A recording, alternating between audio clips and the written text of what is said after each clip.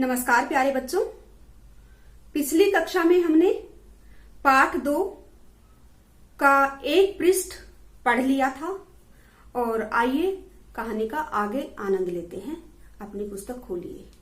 प्यारे बच्चों, पिछली कक्षा में हमने द्वितीय पाठ बिलस्य वाणी न कदापि में श्रुता, इसका तत् किम करवाणी यहाँ तक पढ़ा था। अब आगे पढ़ते हैं। तत् किम करवाणी। अब गीदड़ के सामने समस्या आई थी कि गीदड़ को लगा था गुफा के अंदर कोई शेर है, तो गीदड़ सोचता है कि तत् किम करवाणी, तो अब क्या किया जाए, क्या करूं। एवं विचिन्त्य दूरस्थः रवं कर्तुम आरब्धः।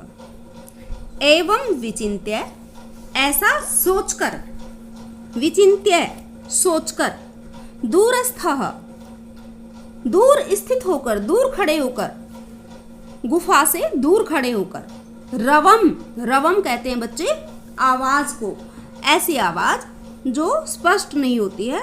रवम कर्तुम मतलब पशु पक्षियों की आवाज स्पष्ट नहीं होती है, पता नहीं चलता है कि क्या कहा जा रहा है, तो मतलब रवम का मतलब गीदड़ ने अपनी आवाज में बोलना शुरू किया। दूरस्थ है, दूर खड़े होकर, रवम कर्तुम आरब्ध है, आवाज करनी शुरू की। आरब्ध है, कर्तुम आरब्ध है, करनी शुरू की, आवाज निकालनी शुरू की। भोबिल, भोबिल, देखो यहाँ पर विस्मय सूचक चिन्ह लगा है बच्चों, विस्मयादि बोधक चिन्ह बोलते हैं इसे। भोबिल के बाद में और फिर दोबारा भोबिल के बाद में भी विस्मयादि बोधक चिन्ह लगा है। और भोबिल, इसको शुरू बोलने से पहले देखिए ये उद्धरण चिन्ह लगे हुए हैं। तो बेटे उद्धरण चिन्ह कहां पर लगाए जाते हैं?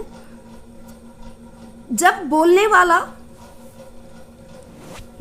वाले की बात को ज्यों का त्यों, उसमें बिना कोई बदलाव किए लिखा जाता है, बताया जाता है, तो तब उद्धरण चिन्ह शुरू में लगाए जाते हैं। बात को बोलने से पहले उद्धरण चिन्ह लगाए जाते हैं और जब बात समाप्त हो जाती है तब उद्धरण चिन्हों को बंद किया जाता है।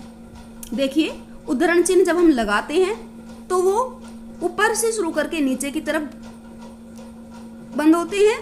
ये देखो मोटी मोटी डॉट सी है, मोटा मोटा, और ऊपर से पतला रूप है इसका। और जब हम उद्धरण चिन्ह को बंद करते हैं तब वो ऊपर से शुरू करके ऊपर मोटा रूप है और नीचे की तरफ ये पतला रूप है। ये इस तरह से उद्धरण चिन्ह बच्चों लगाए जाते हैं। तो और ये भोबिल, भोबिल यहाँ पर बच्चों ये हैरानी की बात है, आश्चर्य की बात है। हैरानी की बात क्या है कि गीदड़ बिल के लिए बिल को बुला रहा है, बिल को आवाज लगा रहा है, तो ये हैरानी की ही बात है। कोई बिल कोई बोलता है, हैं?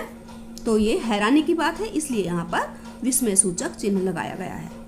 भोबिल, भोबिल, अरे बिल, अरे बिल, किम न स्मरसि, क्या तुम्हें याद नहीं है? यन् मया त्वया सह समयः कृतो अस्ति। क्या याद नहीं है? यन् मया, कि मया त्वया सह, मेरी तुम्हारे साथ, समयः कृतः अस्ति, शर्त लगी हुई है। यत्, कौन सी शर्त है? यत् की, यदा अहम, जब मैं, बाह्यतः, बाहर से, प्रत्यागमिष्यामि, प्रत्यागमिष्यामि, आऊंगा, वापिस लौटूंगा, तदा, तब, त्वम, तुम, माम, मुझको, आकारयिष्यसि, आकारयिष्यसि मतलब बच्चों बुलाओगी। हे कहा है कि अरे बिल, अरे बिल, क्या तुम भूल गए हो कि तुम्हारी मेरे साथ यह शर्त लगी हुई है कि जब मैं बाहर से आऊंगा, वापिस आऊंगा, तब तुम मुझको आवाज लगाकर बुलाओगी। यदि, यदि त्वम माम न आहव्यसि, आहव्यसि, यदि तुम माम मुझको न आहव्यसि, नहीं बुलाओगी, तर्हि तो अहम द्वितीयम बिलम यास्यामि इति, अहम मैं, द्वितीयम बिलम दूसरे बिल में, यास्यामी चला जाऊंगा, इति ऐसा गीदड़ ने कहा। आवाज लगाई, उस आवाज में ऐसा गीदड़ ने कहा। तो बच्चे देखिए यहाँ पर स्मरसी, स्मरसी में बच्चों समरी धातु है और मध्यम पुरुष का एक वचन है और मया त्वया, मया अस्मद शब्द का तृतीया विभक्ति का रूप है और त्वया युष्मद शब्द का तृतीया विभक्ति का रूप है। यहाँ पर सह शब्द का, सह उपपद विभक्ति का प्रयोग हुआ है बच्चों। इसका अर्थ होता है साथ और सह शब्द के साथ में तृतीया विभक्ति का प्रयोग किया जाता है। तो देखिए मया और त्वया ये तृतीया विभक्ति है। और आगे चलिए बच्चों, यदा हम, इसमें संधि देखिए, यदा हम, यदा जमा अहम, यदा हम, यदा जमा अहम, यदा में आ और अहम का ए, दोनों आ और ए दोनों मिलकर यहां पर बच्चों दीर्घ संधि हुई है।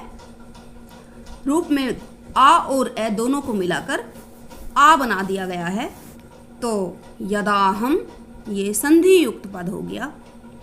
बाह्यतः यहाँ पर बच्चों पंचमी विभक्ति है।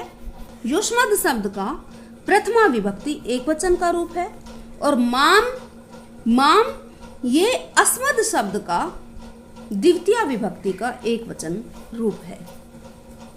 तरही बच्चों ये अव्यय शब्द है, तरही ये अव्यय शब्द है, इसका अर्थ है तो। अहम ये सर्वनाम शब्द है, इसका अर्थ होता है मैं।